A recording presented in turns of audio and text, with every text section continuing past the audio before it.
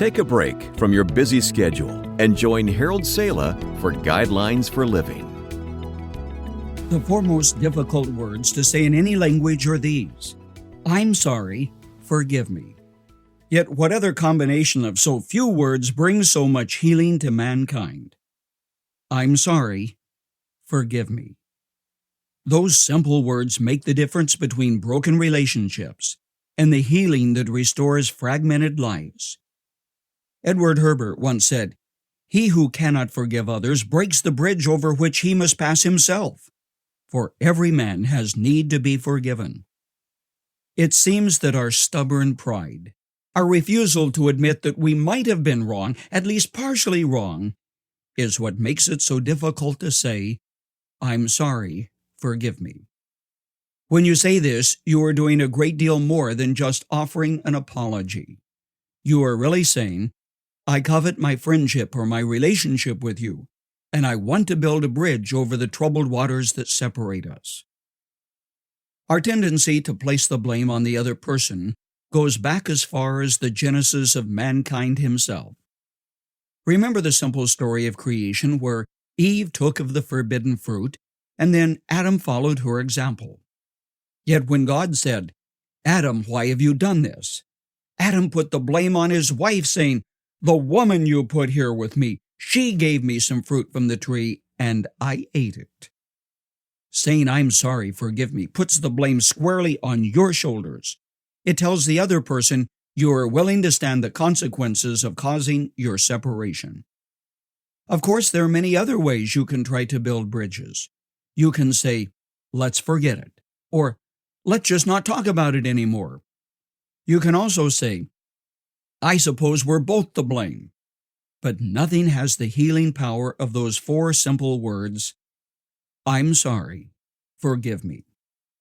Trying to continue a relationship without removing the bitter feelings between two people is like trying to put a shirt on with a knife sticking in your back, or trying to drive a car with a flat tire, pretending that all the tires are inflated. When an apology is due, it should be made as soon as possible and with dignity. Now, don't think for a moment that there isn't the nobility of a king when you bring yourself to say, I'm sorry, forgive me. A person never reaches so high as when he stoops to offer an apology. Now, I know what you're thinking.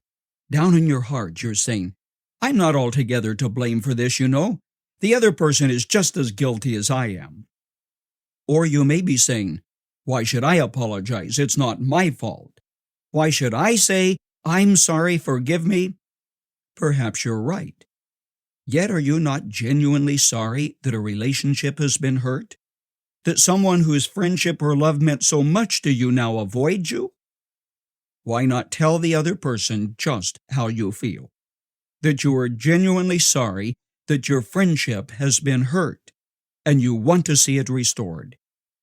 That confession, made in all honesty and sincerity, is the equivalent of holding out the olive branch. Years ago, the Apostle Paul penned these beautiful guidelines for fractured human relations when he wrote, Be kind and compassionate one to another, forgiving each other, just as in Christ God forgave you. When Jesus arbitrated the question of forgiveness, he told fisherman Peter we are to forgive 70 times 7. When you think you can't say those words, I'm sorry, forgive me, remember Jesus said them on the cross. Father, forgive them, for they don't know what they are doing.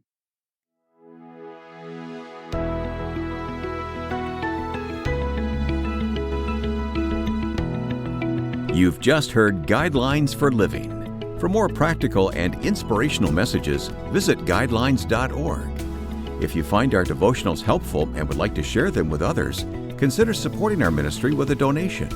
Again, that's guidelines.org. Thanks for listening to Guidelines for Living.